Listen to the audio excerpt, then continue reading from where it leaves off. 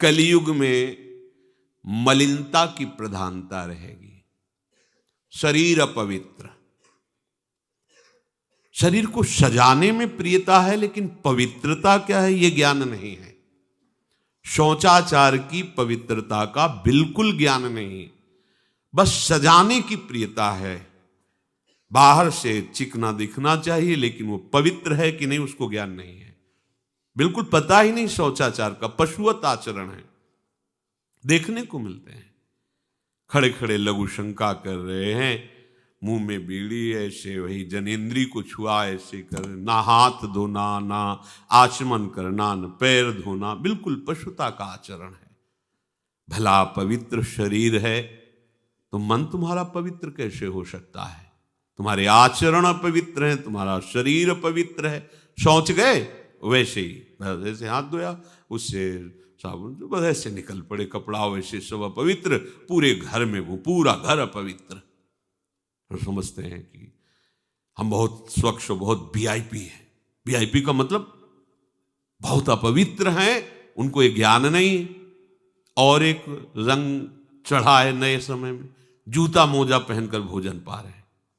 देखो कैसी, अरे साधारण आदमी जिसको कोई शास्त्र से मतलब नहीं, किसान आदमी जो हाथ पैर धो करके पीढ़ा पे बैठ करके भोजन पाने जाए, इतनी पवित्रता तो हमने गांव में देखी है। बिल्कुल शास्त्र नहीं जानते, कुछ नहीं, पर भोजन पाना है तो हाथ पैर धोए और लकड़ी के पीढ़ा में बैठ के और जय भगवान हाथ जोड़ करके जमीन पर बैठ के भोजन पाए। आज चाहे वो चमड़े का जूता हो, चाहे ध्यान रखना, चमड़े की बेल्ट पहनने वाला और चमड़े के जूता पहनने वाले को गौ हत्या का पाप लगता है। अगर वो इन पशुओं से जो चमड़े निकाल कर निर्माण किया जाता है, जूता बेल्ट आदि, ये जो गृहस्थी जन इनका प्रयोग करते हैं तो उसे गौ हत्या का दंड मिलता है, क्योंकि आप पहनते हैं, उसमें आप सहयोगी हुए, आप उसको प्रोत्साहन बढ़ा रहे हैं गौ हत्या का। ये अब वही सब पहने, वही सोच में कपड़े पहने हैं, वही भोजन में कपड़े पहने हैं, साधना होगी, पवित्रता ही नहीं जानते हैं। लघु शंका करने के बाद यदि आपने जनेन्द्री का प्रक्षालन नहीं किया, हाथ नहीं धोया, चरण नहीं धोए, आचमन नहीं किया, तो आप तो अपवित्र हैं। अरे लघु शंका की क्या है, शौच होने के बाद नहीं, विचार बिल्कुल शून्य हो गया है, बस शरीर आराम, पशु की तरह शरीर आराम। क्या शरीर आराम रहेगा? जब तुम्हारा शरीर अपवित्र है तो आचरण अपवित्र होंगे तो पाप बनेगा, पाप से तुम्हें शरीर को दुख भोगना पड़ेगा। बिल्कुल समझ खत्म होती चली जा रही। कल केवल मल मूल मलिना, ये नाना प्रकार के पापाचरणों की जो हमारी प्रवृत्ति बढ़ती जा रही है, उसका कारण है खान पान अपवित्र, शरीर अपवित्र। हमने देखा है, वो आपको मजाक सा लगेगा, भोजन पाने के समय घर के जितने भी वयस्क जन होते थे, जब कच्चा भोजन पाया जाता था तो ऊपर के वस्त्र उतार देते थे, एक धोती नीचे पहने हुए ऐसे पाते देखा। बाद में विचार कितनी पवित्रता, क्योंकि वो कपड़े पहनकर बाहर कार्यों और ऐसे जल लेकर के ऐसे आचमन कर हाथ जोड़कर थोड़ी देर, किसान आदमी, वो कोई साधु महात्मा नहीं, कोई वैष्णव नहीं, किसान आदमी की बात कर रहे हैं। हाथ में जय बोल करके प्रभु की फिर प्रसाद पाए, जय हो भगवान आपकी। आज परोसने में अगर कहीं रोटी छू गई परोसने वाले को तो डांट लगती थी, पूरी रसोई जूठी करेगी, रखे यही थाल, हाथ धो, दूसरी थाल मिला। आज उसी से अमुक ले रहा है, उसी से अमुक ले रहा है, उसी से अमुक ले रहा है, वो शराब पीने वाला है, मांस खाने वाला है, गंदे आचरण, उसी से आप ले रहे हैं। बोले वो तो समाज में चलता है, समाज में तो समाज को लेके चलना ही पड़ेगा। भाई समझो, पवित्रता अति अनिवार्य है, इसे आप समझो। अगर आप अपवित्र पशुओं जैसे, तो आपकी बुद्धि भी पशुवत आचरण करेगी, आसुरी भाव को प्राप्त हो जाएगी। पवित्रता शरीर की आपको एक फल देगी कि आपका मन पवित्र होने लगेगा, क्योंकि शरीर से आसक्त मन है और मन से आसक्त आप हो। जहां आपका मन पवित्र, अच्छे विचार, अच्छा मार्ग, अच्छा निर्णय बुद्धि करेगी, आपको आनंद मिलने लगेगा। ऐसे नहीं है कि आप जैसे पशुवत आचरण करें। बड़ी अपवित्रता बढ़ रही है, अपवित्रता को तो कोई समझ ही नहीं रहा इस विषय को। कैसे कैसे हमको तो ऐसा भी किन्होंने बताया कि कहीं कहीं ऐसा भी है कि शौच में पानी का ही प्रयोग नहीं होता हो है। हाँ, टिश्यू पेपर कह रहे हो। विचार करो यार, मतलब कहाँ पहुंच रहा है हमारा। वो कहते वीआईपी लोग हैं, वाह है ये वीआईपी लोग।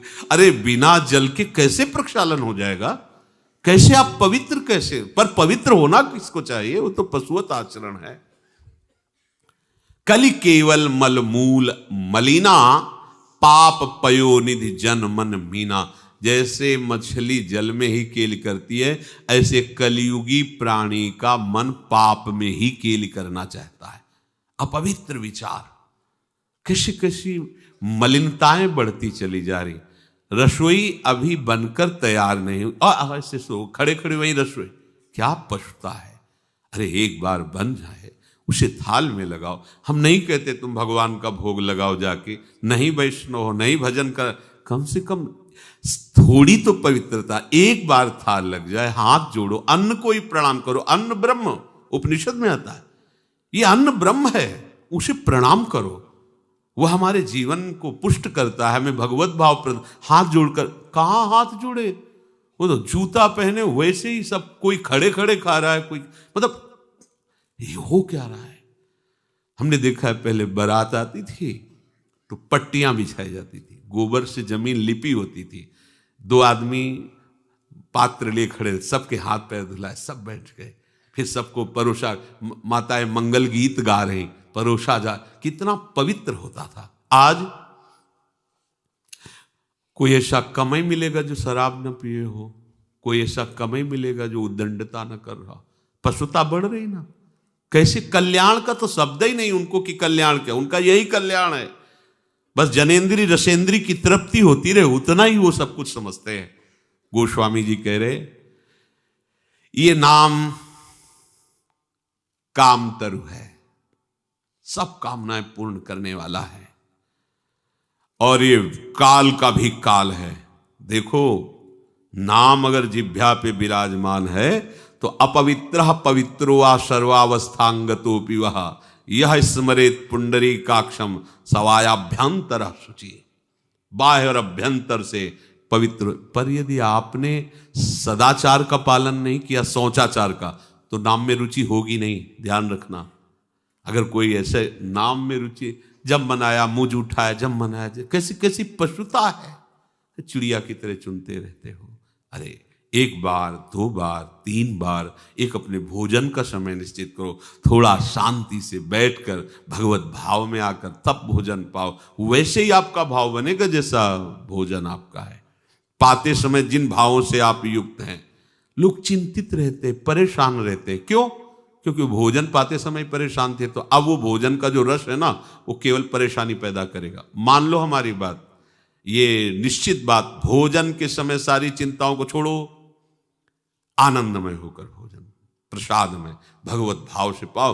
वो भोजन ऐसी बुद्धि पैदा करेगा, आप आनंदित रहोगे।